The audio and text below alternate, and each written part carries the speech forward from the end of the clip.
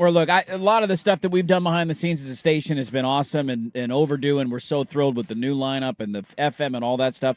These are the days where it's like, how nice is it, one, to have a fourth hour, because we would have been off the air 18 minutes ago, just like, all right. Touche. And then we just go from one live show into another live show, which is just, this is why we are Portland's sports leader.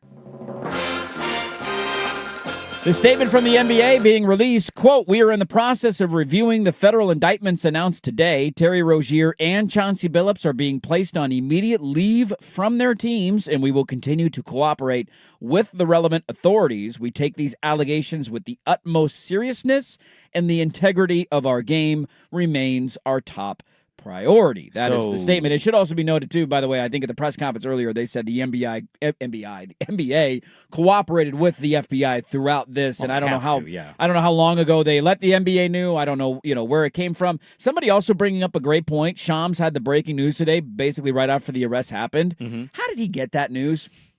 How did he announce before anybody in the entire world that Trump had COVID? Those are just like, who gave him that? How do you get that nugget? I always want to know is he was the guy. Because player trades and contracts and you got agents in the pocket. I get all of that. This is why? You got a source in the FBI? Proceedings in New York. He's in New York. It's just why when that was a great point that I hadn't thought about. Trump COVID I know the Trump COVID one was his a big all-timer one a number of years ago. So Chauncey Billups, for those wondering, has now been placed on immediate leave from the Blazers by the NBA, not by the organization itself. The NBA has stepped in and said he is on immediate leave. Did the I'm assuming, right? And be careful assuming the league had to. The team in the league talked, and they were like, "We're going to handle this for you." Yes. Because I would imagine we so. still haven't gotten fair. anything. No. I'll have to check and see. Not yet, but no statement emails from the Blazers yet. The NBA, man. They had a great night last night, if you followed at all. Wemby had a historic performance. And today is all about... How about Edgecombe in Philly? What he looked Unbelievable. Like. Dude, he was so good last night. Unbelievable. Now everybody's going to talk about gambling for the next couple of weeks around the NBA. I got more games today, too. The debut of Inside the NBA on ESPN last night. Yeah. Wild stuff. So we were talking a little bit ago about where you go from here, just from a coaching angle. A lot of people are being adamant about how is Mike Malone not the first phone call that you're making as an organization. It should also be noted that, again, the pronunciation of it, Nate Bjorkgren is likely going to be the interim coach. That would be our guess. He's a lead assistant. He's a lead assistant, so that's usually how this works.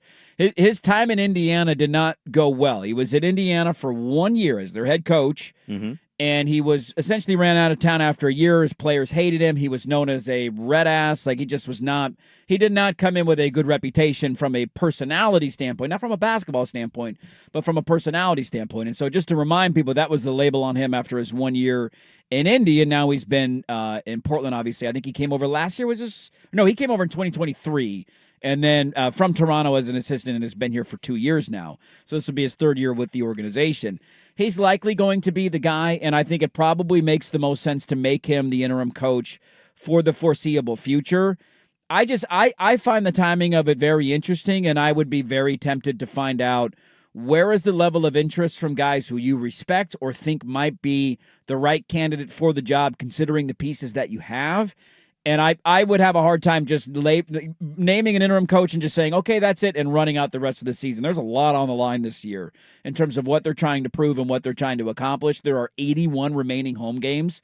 Maybe this name doesn't do it for anybody because I don't believe he landed anywhere. 40 remaining home games. Oh, yeah, 40 remaining home games, 81 remaining overall games of the season.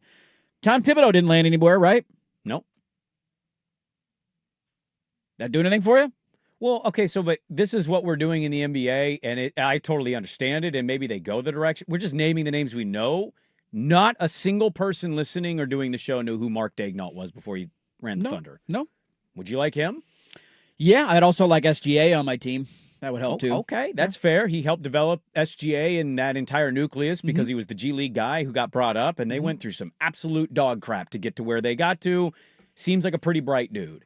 I don't know if it's as cut and dry as go get the biggest name that I know of versus what's the collective basketball world think. Yeah. And there might be the guy in there that nobody knows and nobody's heard of, and he's assistant on the rise, and they go that direction. I don't know. There's a lot, and we're getting a little ahead of ourselves because I don't think they're going to go that direction this quickly. let's see what Bjorkgren is, right? Like, and here's the other part. We don't know if he's going to become the permanent guy and what he is, but I tend to agree that when you see him, he's the guy off the bench whispering something to Chauncey, and then Chauncey does something, so I assume he's telling Chauncey something, right? He didn't have a great year in Indy. Many people pointed that when he was brought in as an assistant. There was another coach who's currently coaching a pretty good team in the association that had a similar reputation. Kenny Atkinson was a big red ass who had people skill problems. He left Brooklyn. He became an assistant with Steve Kerr, and he has already cited Steve Kerr as a guy who completely changed his worldview of how to manage personalities, how to be a leader. Like, the guy knows hoop. He knows ball. He's evolved as a coach, but it's the personality part. How do you connect to people? How do you learn from past experience? He's a guy that's coaching a pretty good Cavs team that has openly said, I wasn't good at that. And Steve Kerr showed me and taught me. And so you take little things. Bjorkgren didn't have a great experience in Indiana. I don't know if he's still that guy. Maybe being in Portland for a couple years has changed that. Say what you want about Chauncey today and him being arrested. Personable guy, player's coach, right? So we don't know the personality types of these guys from year to year. Some of these guys evolve and they learn. Very fair. And I understand why we go Thibodeau or why we go Malone. Those are names we know. There's also a ton of coaches none of us know that could just as well be perfect for what the roster ends up becoming. I just don't know that you need if everything within the team organization, operation, and the assistants, and you've got that rapport and everybody's seemingly pulling in the same direction on the rope, I don't know that you necessarily try to rock the boat and bring some outside person in right now. I mean, tough spot to put a guy in. It's a tough spot to put a guy in. If you get into a Thibodeau or Malone, how much money are they going to command to come into this situation? How much do they want? You still have the pending sale. So yeah, Dundon's going to have a say in this, right? So, yeah. Not going to hire Thibodeau without him knowing. I know we threw it out jokingly. I'm more serious. I don't know why you would not have a conversation with Dame. Well, somebody pointed out the CBA actually prohibits players under contract to be player coaches. Now, if that's true, then okay. But that was what somebody had responded to we joked about the poll question because they're going to make it a coach. Because the idea of it let makes all the sense. assistants continue to do everything, but to have Dame out there, the one up, orchestrating he's your rallying guy, doing the and press conferences after the game. He's a much better face of the organization than anything. What did Chauncey say? Anybody else you could pick? He joked about this. He's like, he's going to be the highest paid assistant. Yes, because and what was he doing all last night? Sitting on the bench, standing up, clapping, like telling guys to get after it, applauding good effort. Like, yeah. I will say that, like, when they signed Dame initially, like, I understood the emotional part of that, how big and, like, random that was. But I also had this kind of thought of, like, the full mid-level for a guy not playing. That's a little bit of like, oh, okay. For 1 year, you're not even going to see him. Yeah, I saw the questions, and I thought they were valid on that. Man, today you are feeling good about that because you need the most stable voices right now possible, and there's been no other Blazer maybe ever in the category of consummate Blazer guy who understands the culture that's been established and continues to be, knows the market, like he just knows everything about the organization, and that, like, it's the one moment you look at and you go, yep, worth it, because you're going to need that guy a crap ton this year on that bench. And the lean one, on your bets. And his leadership will come. I'm sure they will shield the players from press. He's the one player that they'll ask us at Dame, are you okay to take some questions on this? He's the guy that you would trust to be able to do it. And you absolutely trust him. It's him and Cronin, and that's it. Do they have to have a press conference today, you guys think? Like, do you think they will, or do you think they have to? I don't know if they're required. I don't know. The NBA might cut them some slack today. Because what are they going to say? All the questions are going to be answered, or it's just we have to wait until the legal process plays out. And I agree. I would be surprised if there ended up being a press conference. You could either stonewall it with that. The only people, there's two people that I would expect to get in front of a microphone: Joe Cronin and Damian Lillard. Those are the only two. Not the owner of the team, huh? Well, he's not the owner yet. No, I mean the current owner of the team. Burke Cole doesn't do press conferences. Somebody texting in, God, this is such a perfect encapsulation of the end of the Jody era, ending with scandal. Good riddance. Yeah, I mean, look, that's not her fault, but you know what? Yeah. What the hell? I don't care. It is. Thank God she's on her way out. Yeah. Two quick notes on this, and then I want to read some other listener thoughts just on the day and the news that we've gotten. Sure. Now, correct me if I'm wrong. last year when Milwaukee brought in Doc Rivers, that was not at the start of the year, and he was not on staff. Am I right on that? He was a consultant for Adrian Griffin. Okay, the general manager.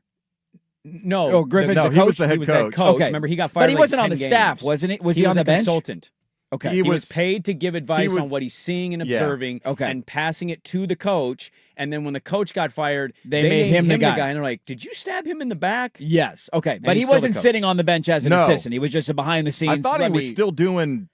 I thought he was too. He but was I doing just media. He was doing his podcast with Simmons and consulting Buck stuff. because I wanted it it's weird when you bring in a new coach and the season has already begun, and now that is a little bit different to your point because he was a consultant. So that's there's that angle of it. But I also thought this is an interesting point. One listener saying I think bringing in a proven head coach.